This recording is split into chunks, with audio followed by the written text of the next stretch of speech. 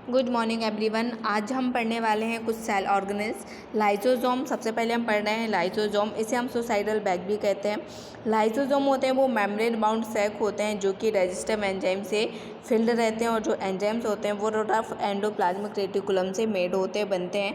और जो इसके फंक्शंस होते हैं, जो लाइसोसोम्स होता है उसे हम waste disposal system of the cell भी कहते हैं, क्योंकि जो लाइसोसोम होते हैं इसके पास जो क्लीन करने के लिए, फिर जो डाइजेस्टिव एनी फॉरेन मटेरियल्स होते हैं, या फिर जो इसके पास खुद के सेल्स होते हैं जो डैमेज हो चुके होते हैं, उनको क्या करता है, डाइजेस्ट कर लेता है। And lysosome break them up as they contain powerful digestive enzyme, क्योंकि जो लाइसोसोम होता है उसके पास काफ़ी पावरफुल डाइजेस्टिव एंजाइम्स होते हैं, इसलिए किसी भी डैमेज सेल को भी क्या कर सकता है, डाइजेस्ट कर सकता है।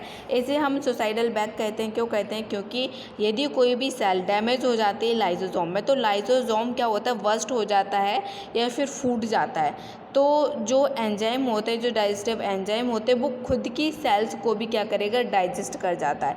इसी वजह से जो लाइसोसोम होती है उसे हम क्या बोलते हैं, सुसाइड बैग। अब जो नेक्स्ट है माइटोकॉन्ड्रिया, इसे पावर हाउस कहते हैं। क्यों कहते हैं?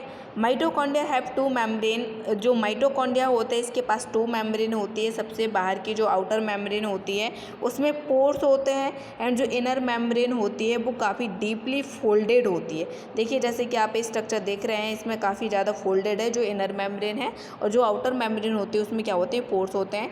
Mitochondria are known as the power house of the cell. जो माइटोकॉन्ड्रिया होती है इसे क्या कहते हैं, सेल का पावर हाउस।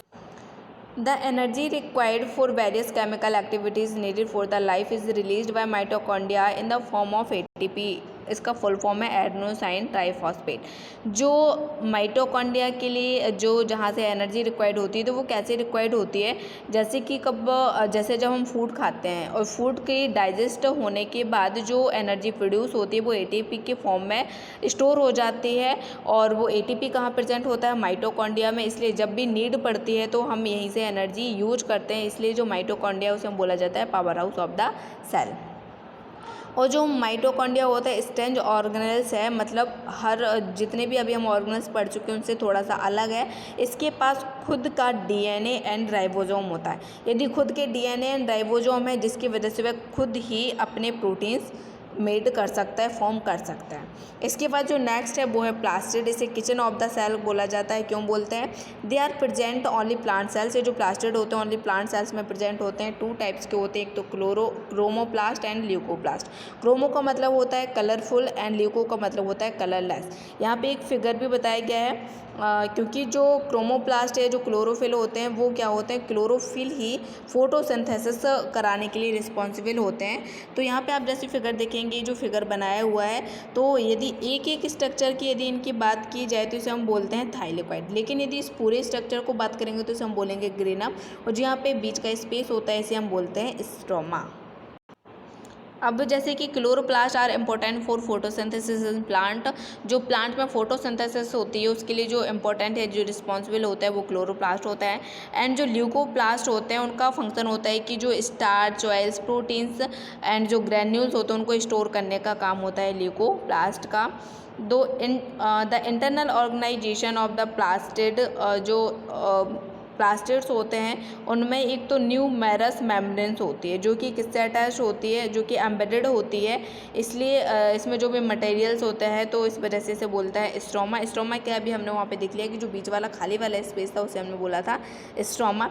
इसके अलावा जो माइटोकॉन्ड्रिया जैसे उसमें भी अपने डीएनए राइबोसोम प्रेजेंट थे जिसकी वजह से वो खुद के प्रोटीन फॉर्म कर पा रहे थे, इसी तरीके से प्लास्टिड्स में भी फीचर्स होते हैं। नेक्स्ट है वैक्यूल्स। इसे स्टोर रूम बोला गया है। वैक्यूल्स होते हैं जो वो एक स्टोरेज सेक होते हैं, और इसमें सॉलिड एंड लिक्विड कंटेंट्स होता है। जो वैक्यूल्स होते हैं वो एनिमल सेल्स में तो काफ़ी स्मॉल होते हैं, जबकि जो प्लांट सेल्स होती है उसमें कैसे होते हैं, ये लार्ज होते हैं। इसका यदि फंक्शन देखा जाए तो ये क्या करता है कि जो वैक्यूल्स होते हैं तो वो इसको स्टोर करने का काम करेगा, इसलिए हमने इसे बोला स्टोर रूम। किस किस को स्टोर करेगा? Organic acid, sugar cane, sugar cane and organic acid, amino acid और कुछ प्रोटीन्स को स्टोर करेगा। इसके अलावा कुछ यूनिसेलुलर ऑर्गेनिज्म होते हैं जो कि वैक्यूल्स, फूड वैक्यूल्स होते हैं जिसमें वो फूड को क्या करते हैं, स्टोर करते हैं। इसके अलावा कुछ वैक्यूल्स ऐसे होते हैं जो कि वाटर एंड वेस्ट को फ्लो करने में काम आते हैं।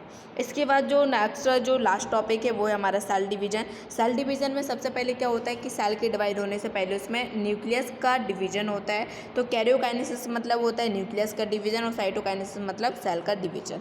ये 2 टाइप से होगा, एक तो होता है हैप्लॉइड एंड दूसरा होता है डिप्लॉइड। डिप्लॉइड का मतलब होता है 2 एन सेल एंड हैप्लॉइड का मतलब होता है एन सेल। अब जो होगा इसमें जैसे कि सेल डिवीजन देखें तो cell division mitosis and meiosis 2 type से होती है। माइटोसिस में जो क्रोमोसोम्स नंबर है वो हाफ नहीं होगी, जबकि म्यूसिस में क्या होता है, क्रोमोसोम्स नंबर हाफ होता है, जिसकी वजह से हैप्लॉइड सेल्स बनती है, जबकि माइटोसिस में क्या बनेगी, डिप्लॉइड सेल्स बनेगी। Thank you.